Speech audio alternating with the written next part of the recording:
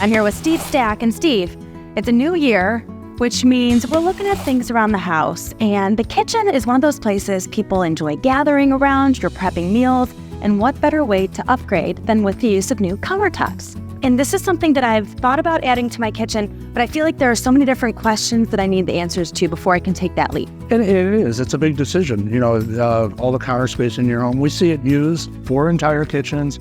We see it used a lot for a little feature in the kitchen, maybe on that center island. I noticed these two Butcherblocks, they look similar, but they also look very different. So what is the difference between the two? Okay, we have a Butcherblock on top here, a Butcherblock layup, which is where we take boards, rip them to a certain width, turn them on edge. So we're looking at the edge grain of the material. The board below here is a plank style top, where we might take two 2x4s and lay them side by side by side by side, and you have the face grain exposed. Okay, so why would I want this one as opposed to this one?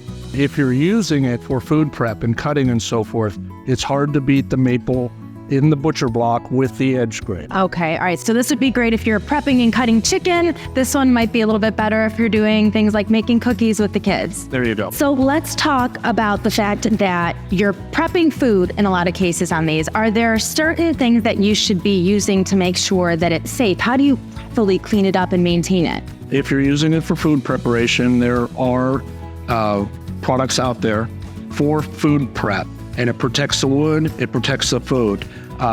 Cleanup, as simple as maybe some sea salt and lemon.